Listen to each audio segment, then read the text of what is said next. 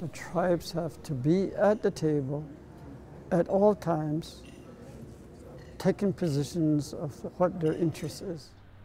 We're working together as a team, and we are hosting the Colorado River Water Users Association. We still have the Water Right Compact to approve by the membership. Working on a water compact, we still got to get a vote from the people. And once that's done, then we can do the water code. And then the tribe can turn around and we can start doing our own Indian irrigation. Water is very precious, and it's a renewable resource. Oil and gas is non-renewable. Our traditional ways here with their medicine man and our sweat lodges and stuff, we still like to have some of that water for traditional purposes. I think it's important that we need to, we have a reserve water rights. Each tribe has a reserve, and we have to protect that. Water is life. My ancestor occupied those areas, the headwaters of those areas along the tributaries. Also used these areas as places where we could set up our encampments according to our spiritual beliefs.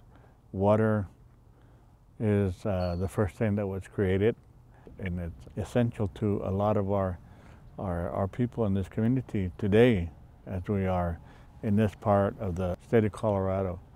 And we believe that, you know, our ancestors had made the right choices in trying to preserve our water rights. Our children, grandchildren, great-grandchildren, and all of those that's coming behind us will be able to use this water as it is today. But we will try to keep our water as pure as we can, as long as we are the new users. But water is pretty much what keeps us alive out here. We've got a water delivery system. We've got a farm and ranch project out here which grows corn, hay, a lot of those things. And we're working on several other projects, water delivery projects for other tribes also. And we've got a dam project going right now that is going to deliver water to some parts of New Mexico and other parts of the reservation. Well, my hopes for the water is that it is always here, and it helps everybody along the Colorado River. There's so many people using that. There are so many people with water rights, junior water rights, that we could all work together to ensure that, you know, we have a future that everybody can share in the water, and to sustain that future for our kids. The Jicarilla Apache Nation settled its water rights in 1992, and part of that settlement included 33,000 acre-feet on the San Juan Basin. And our main tributary through the reservation is the Navajo River, which runs into the San Juan River, and which eventually runs into the Navajo Dam. And the Navajo Dam, you know, releases water into the San Juan River that ultimately meets into or flows into the Colorado River. When I was a child here, you know, most of my summer days were spent at the Navajo River, you know, swimming in it, fishing in it, playing in it. And so, you know, my memories are always have been around recreational activities with water. The nation was initial founders of the 10 Tribes Partnership, and the reason they were interested in that in being partners was the continued protection in a joint collaboration with those tribes that had settled their water rights to have our water rights quantified and unquantified be recognized in the basin.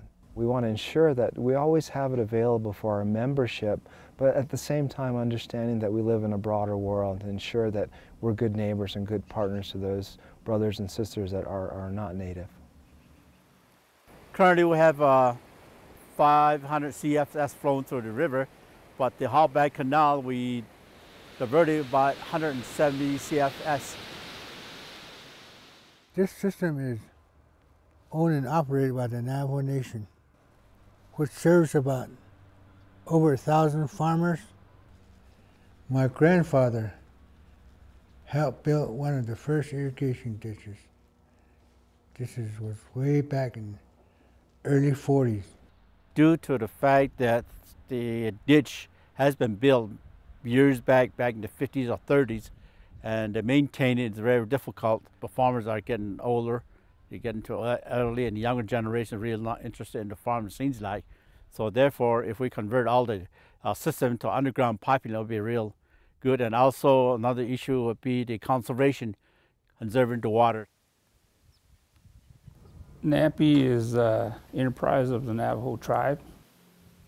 70,000 acres of irrigated land.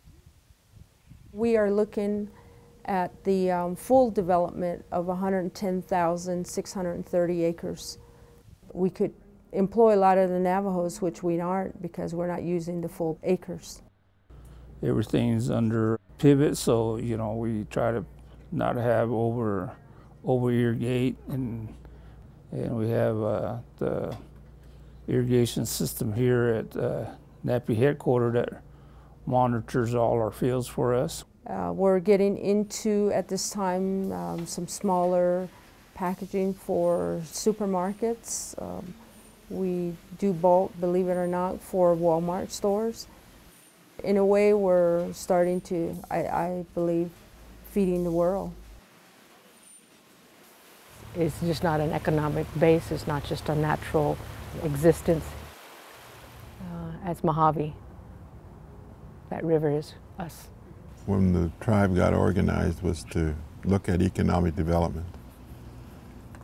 What were our assets? Well, we had the large river that ran along through our whole reservation, so we concentrated on that. The tribe uses approximately 80,000 acre-feet a year of our entitlement to the Colorado River. We produce mostly cotton and alfalfa hay, about 6,000 acres of each one. We are a little bit worried about if shortages do come on the river, and they most certainly will. The physical capacity of our pump stations might have to be changed, and that would be a considerable undertaking. Without the water, there wouldn't be the land, there wouldn't be the animals, there wouldn't be the people. But then your connection to all of that is through the spiritualness of it. For us, there's a high order to this. It's amazing when you begin to understand and learn. Hearing from the elders and others on the tribal council historically talk about the water and what it was going to mean to our future was something that you can never give up on. My views on the 10-tribe partnership was one of a coming together of nations. To see that we finally have that seat at the table, and even at a higher level, just makes me feel really good about the tribes coming together and continuing that partnership. We're struggling. We try using our water. We want to use our water. Since 1970, I think we've come a long way. We just recently entered into a grant to do a strategic plan on our agricultural development, everything from land development to marketing and infrastructure. In 1970, we petitioned the government to ask for our portion of the shoreline back, and it was given back to us. Since then, the only business we have that keeps the tribe going is a resort called Havasu Landing Resort. We also have a small casino at Havasu Landing. And the tribe has 1,900 acres of irrigable lands and 11,400 acre-feet of water per year for that acreage. My hopes for the future for our water usage is to irrigate 1,900 acres of land and put it into production. Personally, yes, I use the lake, the water for recreation. I learned how to water ski at a young age, living here all my life, and then I've been a boat racer since 1967. I raced until I was like 65 years old. The sediment that's coming into the river system, from the river system into the lake, and that's a major concern because algae is growing everywhere. I'm hoping that people would see that this is a bigger problem than they think. Colorado River Indian tribes is made up 4 basic Indian tribes, We have the Mojaves, the Chemehuevis, Hopis, and the Navajos.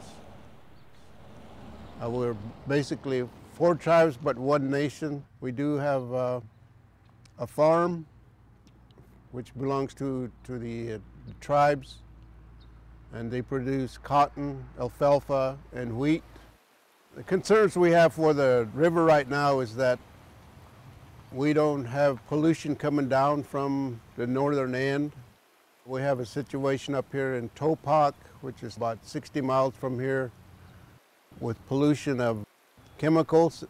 And they're in the process of cleaning that up. That's our future, to clean the river and have clean water.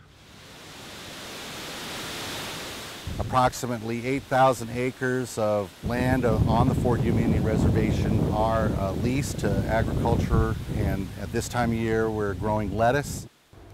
One of the major challenges involves increasing urbanization in areas located far away from here, such as San Diego, LA, Las Vegas, Phoenix, and the increasing pressures upon tribes and other users, holders of water rights along the Colorado River, to divert it further upstream.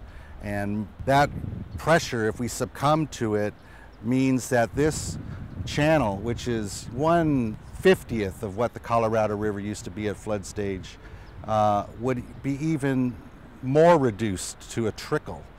And the effect of that reduction of water upon the restored riparian habitat we've worked so hard on this past decade would be devastating. We call the river Hawish, and that's the river. The river provided many means of food, activities, and it still does today.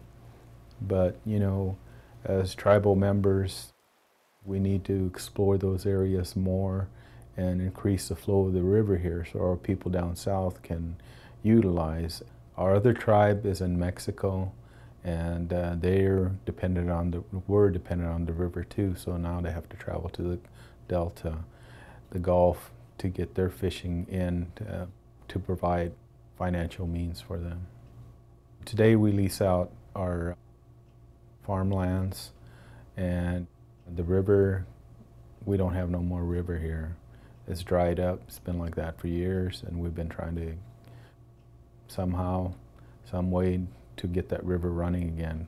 And I think that providing the river and having the spirit of the river come back to us will give us a new direction of spiritual enlightenment or spiritual path of way of life that we have.